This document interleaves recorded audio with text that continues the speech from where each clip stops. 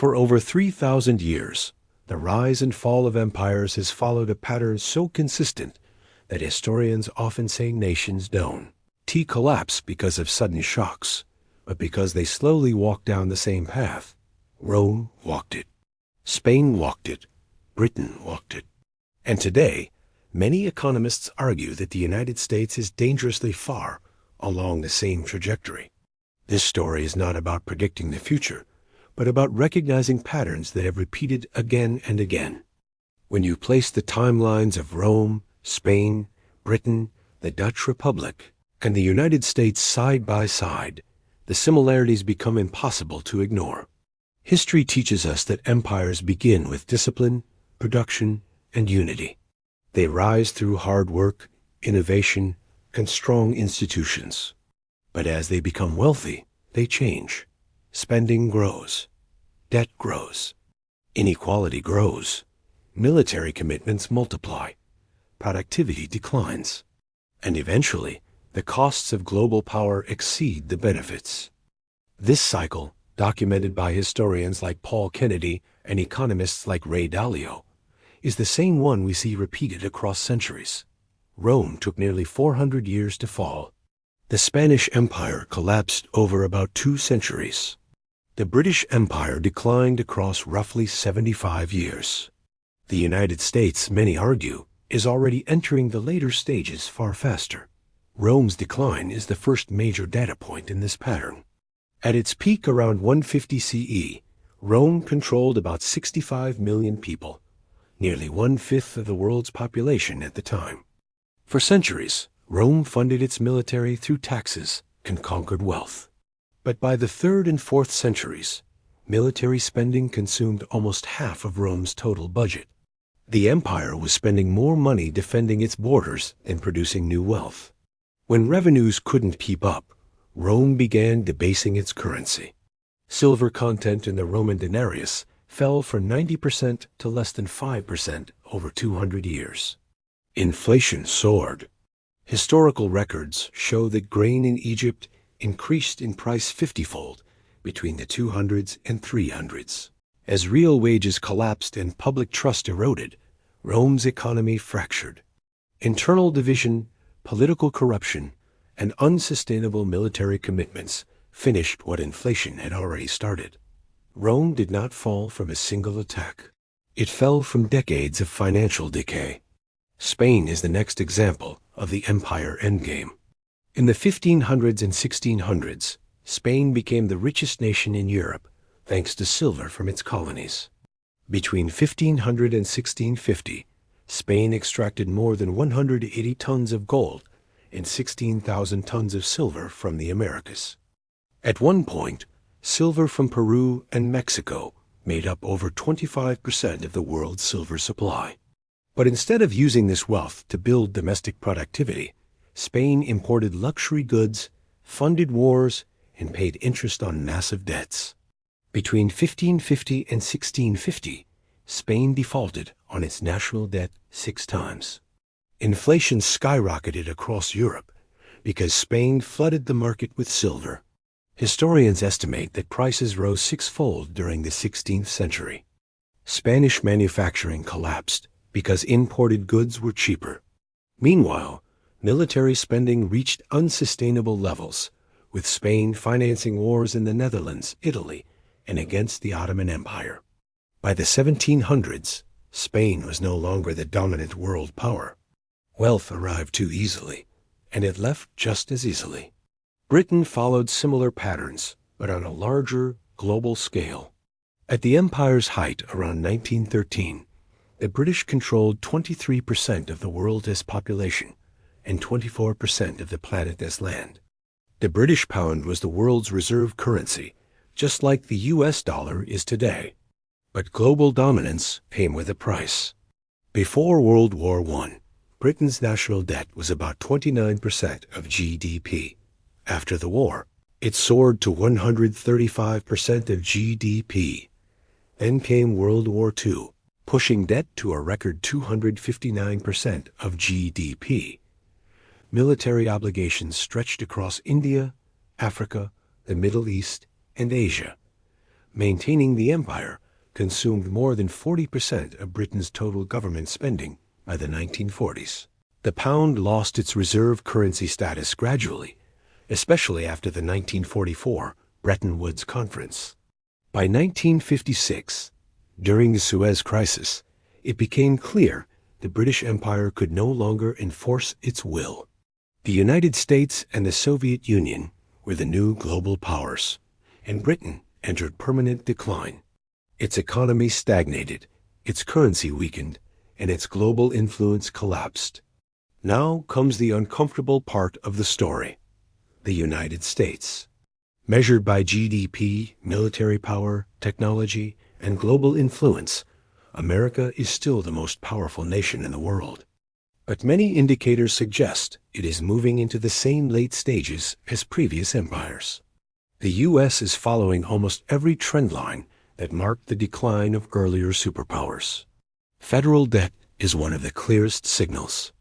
In 1980, U.S. national debt was 32% of GDP. By 2000, it was 55%. As of 2024, America's national debt has reached over $34 trillion, equal to more than 120% of GDP. This is the highest peacetime debt level in U.S. history. Interest payments alone now exceed $660 billion per year, larger than the U.S. defense budget of most countries. According to the Congressional Budget Office, interest payments are projected to exceed military spending entirely by 2027. No empire in history has ever sustained dominance while paying more interest on debt than it spends on its military or education. Military obligations present the second major indicator.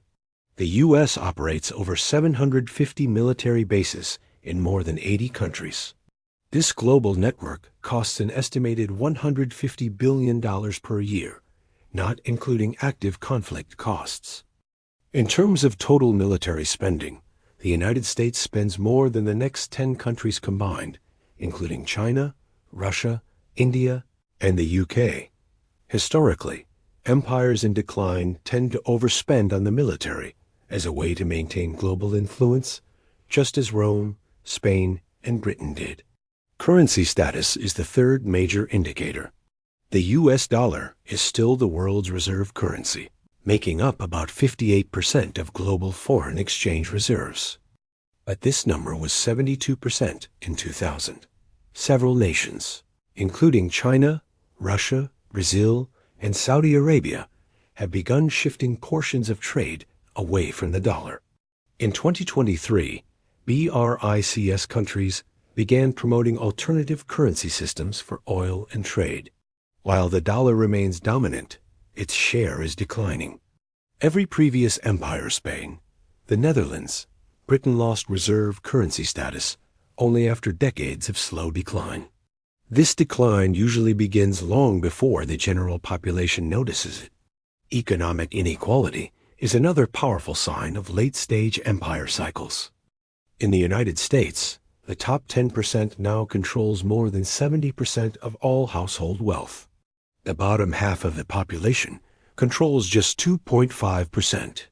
Wealth inequality in the U.S. today is comparable to levels seen in the late Roman Republic, pre-Revolution France, and the peak of the British Empire before World War I. When inequality grows too large, societies tend to experience political polarization, internal conflict, and declining social trust, all features of late-stage imperial decline. Another pattern is the shift from production to consumption. In the 1950s, the U.S. manufactured nearly 30% of the world's goods. Today, that number is below 17%. Meanwhile, the country imports more than it exports by a margin of nearly $1 trillion per year. This is the largest trade deficit of any country in world history. Empires in decline often shift from producing goods to consuming imported goods, exactly as Spain and Britain once did. Inflation is also part of the pattern. While the U.S. is not experiencing extreme inflation like Rome or 1500 Spain, it has seen significant price increases. Between 2020 and 2023, U.S. inflation peaked at 9.1%, the highest in 40 years. Housing costs reached record highs, with median home prices rising from $322,000 in 2020 to over $420,000 by 2024. When basic goods become too expensive, public frustration grows and political volatility increases. Political polarization is another late-stage marker. In Rome, political factions paralyzed the Senate. In Britain, political battles over empire costs divided Parliament. In Spain, elites fought over how to manage debt crisis. In the United States, political division has increased sharply. According to Pew Research, Americans are more politically divided today than at any time since the Civil War. This is not a small signal. When polarization increases at the same time as debt, inequality, and currency pressure, the historical pattern becomes extremely clear. All these factors, debt, military costs, inflation, inequality, currency pressure, political division, do not necessarily mean collapse. But they do indicate that the United States is moving into what historians call the endgame stage of empire cycles. The important thing to understand is that decline is not the same as collapse. Britain declined, but still exists. Rome collapsed politically, but survived culturally. Spain lost power, but remained a nation. Decline simply means a shift in global influence, economic strength, and social stability. The question is not whether the United States will vanish. It's whether it will adapt. History shows that empires that confront their problems early can rebuild. Empires that ignore the signs, hoping their status will protect them, fall the hardest. What happens next depends on decisions made today: reducing debt, rebuilding domestic manufacturing, restoring trust, investing in education and technology, and avoiding unnecessary military conflicts. These actions can stabilize nations, even in late-stage decline. If there is one lesson from all of history, it is this: empires fall gradually, then suddenly. The warning signs appear decades before the public notices. Currency shifts happen quietly. Debt climbs slowly. Military commitments accumulate. Political trust erodes year by year. And then, in a single decade, everything changes. The goal of understanding this pattern is not fear, it is awareness. When you understand the path others have walked, you can choose a different direction. If you found this video interesting, make sure to like, share, and subscribe to Retro Finance Files. It helps the channel reach more people who want to understand history, economics, and the patterns shaping our future.